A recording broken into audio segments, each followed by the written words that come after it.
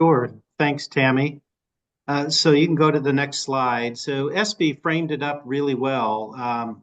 My takeaway that I'd like you to kind of understand about a portfolio is it's really a collection. I liken it to almost like a museum. It's a collection of your work over time, and it's something you should continue to add to throughout your entire career. In my case, I just changed jobs 2 months ago and found myself in a situation where I did need to update my portfolio. So it's a living document that you're adding samples of your work, as SB mentioned. So that way you end up with an awesome collection. And then the first bullet point here is that would allow you then to tailor that portfolio that you're going to share with that specific firm or that audience.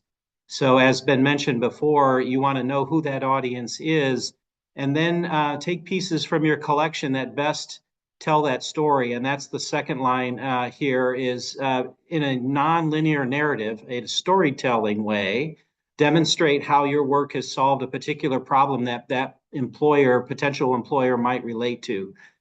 So you're beginning to assemble a collection to tell a story about who you are and the value you can offer that potential employer. The other point is provide context and vision. This is an important one. Architects like to present and talk about our work.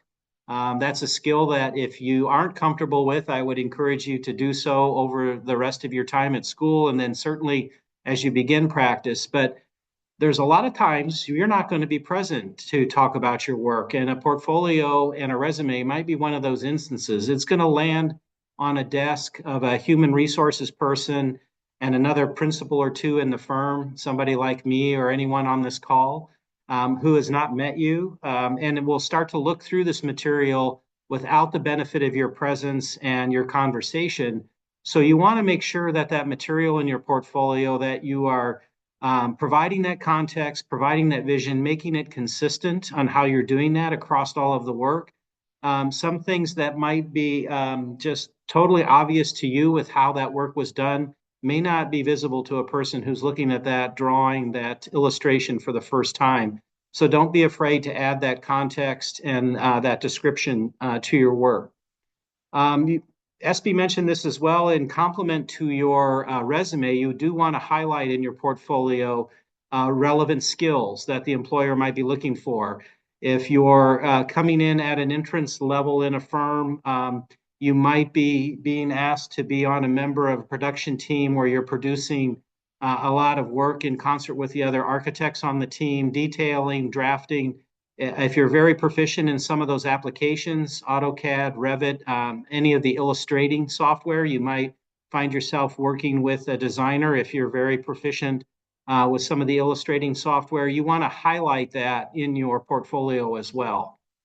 And then just be consistent and professional with how you've assembled the material. It's always good to think of this as that this is it's not only your collection of your work like a museum, but it's your brand.